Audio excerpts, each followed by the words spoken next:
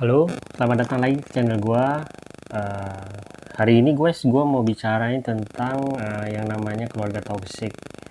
Kenapa gua mau jadikan ini konten gitu ya? Karena gua melihat dalam perjalanan hidup gua banyak banget orang yang tinggal atau tumbuh di sebuah keluarga yang toksik. Sebuah keluarga itu kan hakikatnya kan adalah sebuah tempat di mana kita bisa bertumbuh, kita bisa bersandar, tempat di mana kita bisa jadi diri kita apa adanya lah, ibaratnya ya. Tempat di mana kita sebenarnya bisa menumpahkan semua persoalan kita.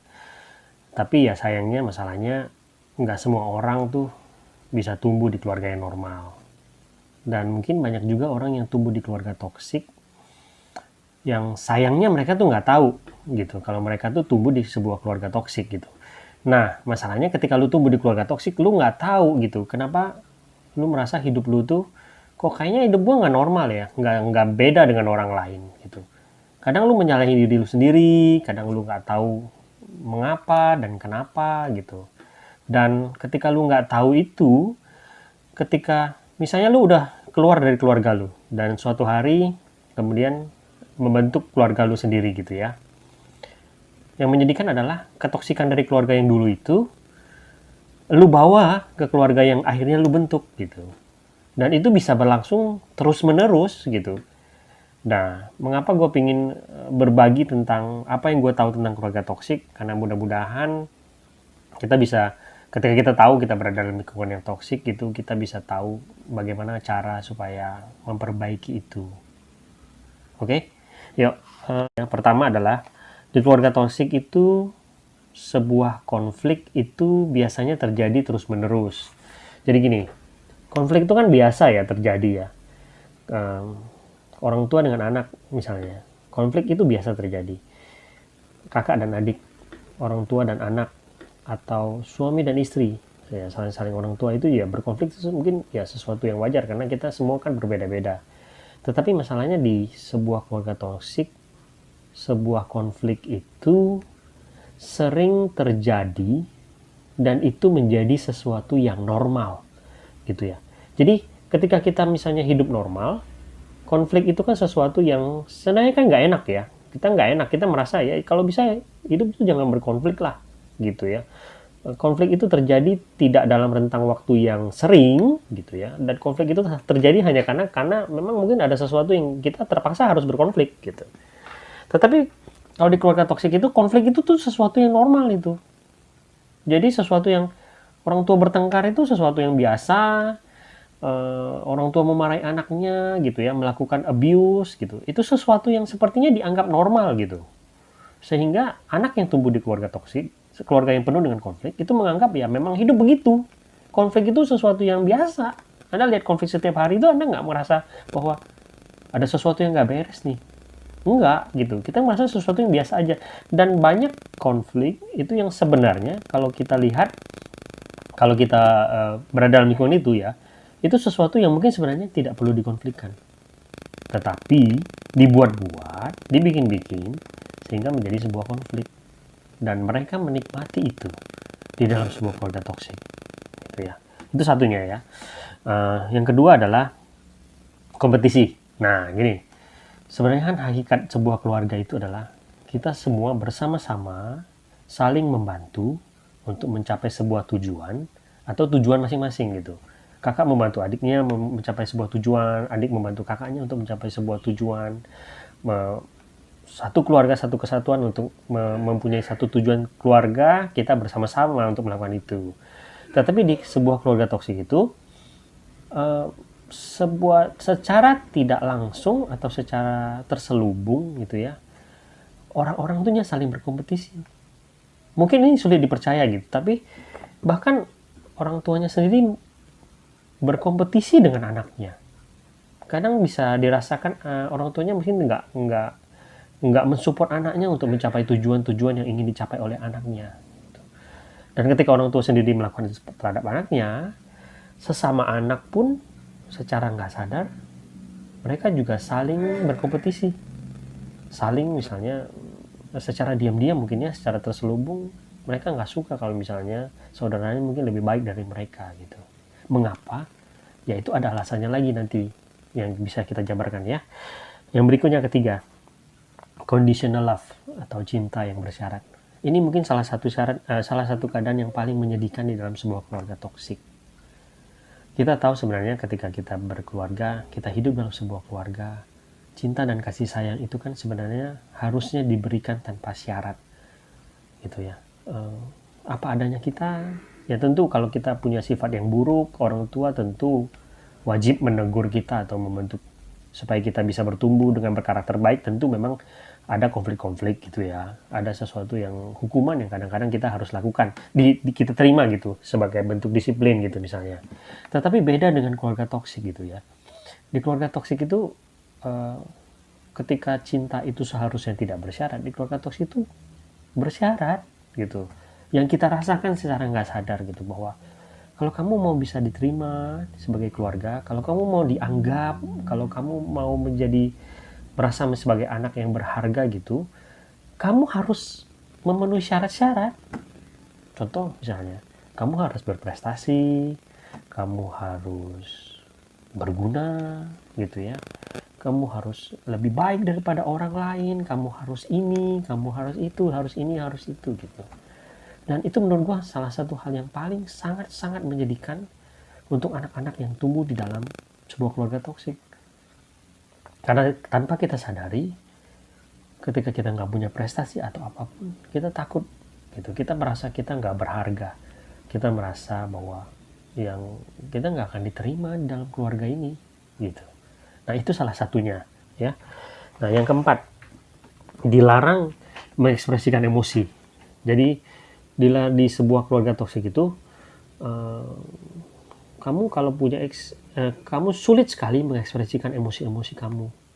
Kita ini kan sebenarnya ketika kita dari kecil gitu ya, kita punya kebutuhan untuk mengekspresikan emosi. Kita jatuh, kita sedih, kita frustasi, kita menangis, kita tertawa gitu ya. Yang paling menyedihkan kan, yang paling sering kita butuhkan sebenarnya adalah ketika kita sedih, kita mau mengekspresikan diri kita. Ketika ada sesuatu yang misalnya kita merasa bahwa itu tidak benar, kita berhak bersuara misalnya begitu. Itu kan sebenarnya adalah sesuatu yang sehat sebenarnya, seharusnya. Tapi di keluarga toksik itu tuh nggak boleh gitu. Udah nggak usah banyak ngomong, diam aja deh kamu. Tahu apa kamu tentang ini, tentang itu gitu. Cengeng amat sih, kayak gitu doang nangis gitu ya misalnya. Sensitif amat sih, orang lain nggak masalah sih, kamu aja yang sensitif gitu. Itu kamu ungkapan-ungkapan yang sering kita dengar gitu. Dan itu membentuk jati diri kita untuk belajar bahwa oh ya, mengekspresikan diri itu berarti gua nih vulnerable gitu, gua nih orangnya sensitif, gua nih memalukan gitu. Dan itu bisa terbawa sampai kita dewasa gitu. Lagi pula kalau misalnya kita nekat mau mengekspresikan diri gitu, nggak dianggap juga gitu. Di keluarga toksik, kalau kamu mengekspresikan diri, pertama kamu akan dijudge, kemudian walaupun kamu tetap memaksakan diri mengekspresikan emosi, toh emosi kamu juga nggak bakal dianggap. Kamu juga nggak dianggap, kamu juga nggak akan, ya pendapat kamu juga nggak akan dihargai. So ya percuma aja gitu kan. Dan kita orang yang tumbuh di lingkungan itu akan pelan-pelan berpikir ya udah nggak ada gunanya mengekspresikan diri. Next gitu ya. Ada satu figur yang selalu salah. Nah gini, di keluarga toksik itu sebenarnya ada beberapa role dari anak-anaknya yang dibentuk oleh orang tuanya gitu ya. Ada misalnya seperti enabler misalnya, yang selalu membantu, golden child, anak emas, scapegoat, anak kambing hitam, maskot misalnya gitu ya. Tapi salah satu yang paling kentara itu biasanya ada golden child dan ada scapegoat. Gitu. Golden child itu memang anak kesayangan, scapegoat itu anak kambing hitam. Yang paling sengsara tentu yang kambing hitam gitu ya. Gue mau bicara itu dulu. Salah satu ciri dari keluarga toksik itu adalah ada satu figur yang akan selalu salah di mata keluarganya. Atau ibaratnya menjadi kambing hitam. Dia direndahkan walaupun dia tidak rendah, walaupun dia tidak melakukan kesalahan, tapi dia akan selalu direndahkan. Supaya yang lain bisa merasa tinggi. Dan ini adalah salah satu figur pengalaman hidup yang paling menyedihkan bagi seseorang ketika dia harus menjalani hidup sebagai seorang scapegoat dalam keluarga. Apapun yang terjadi di dalam keluarga, konflik apapun, ketidakberesan apapun yang terjadi di dalam keluarga akan selalu ditimpakan ke pundak si scapegoat. Kita akan bahas itu nanti di video-video yang lain ya. Stay tune aja di channel ini. Nah, yang keenam adalah, percaya atau tidak, keluarga toksik itu biasanya tidak terlihat dari luar. Apa yang terlihat di luar itu lebih penting daripada apa yang dirasakan di dalam. Keluarga toksik itu biasanya mereka pandai menjaga citranya, menjaga image-nya, gitu. Orang tuanya, tentu orang tua toksik itu lebih mementingkan apa yang terlihat di luar, apa yang terlihat, bagaimana keluarganya terlihat bagus di luar, tetapi sebenarnya di dalamnya anak-anaknya menjalani hidupnya penuh dengan kefrustasian, terutama sang scapegoat atau kambing hitam. Jadi banyak sebenarnya keluarga-keluarga yang kita lihat bagus di luar, sepertinya penuh dengan kesempurnaan, tapi sebenarnya di dalamnya penuh dengan kefrustasian. Kita akan bahas itu juga.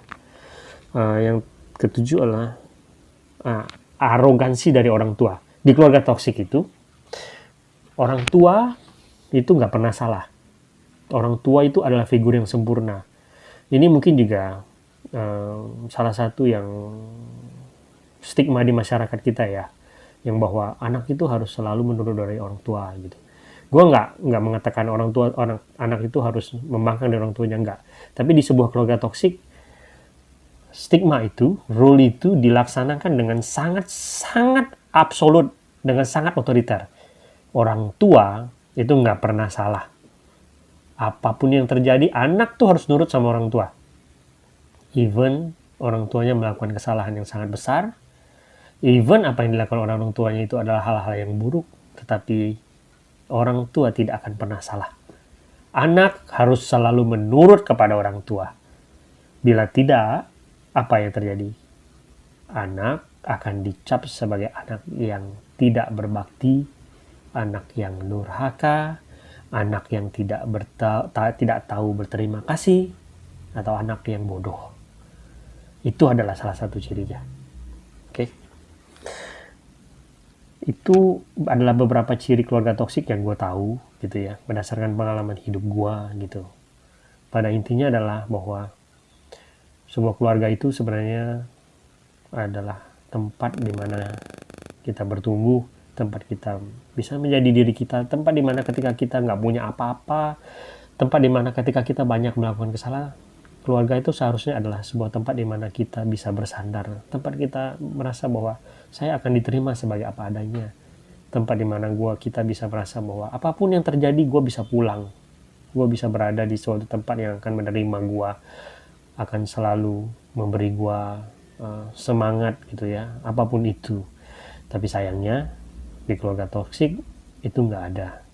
Ketika kamu punya masalah, kamu mungkin nggak mau bawa itu pulang, atau bahkan ketika kamu bawa pulang, yang kamu mendapatkan itu bukan solusi, tapi itu adalah sebuah penghakiman misalnya. Banyak dari kita yang tinggal di situ. Gue berharap kalian yang mungkin memang sekarang tinggal di dalam keluarga toksik, kalian bisa mengenali itu mulai sekarang gitu. Kalian yang mungkin keluarganya normal mungkin tidak akan begitu relate dengan apa yang gue sampaikan di video ini, tapi kalian yang mungkin memang tinggalnya di keluarga toksik, mungkin kalian akan langsung mengerti gitu bahwa oh ya, ini ternyata cocok banget nih dengan kehidupan gue. Dan gue berharap kalian akan mulai mencari tahu gitu tentang apa. Pantangi juga terus channel gue, karena banyak yang akan gue bahas tentang keluarga toksik.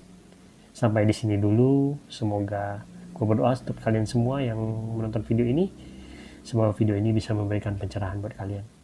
Sampai jumpa.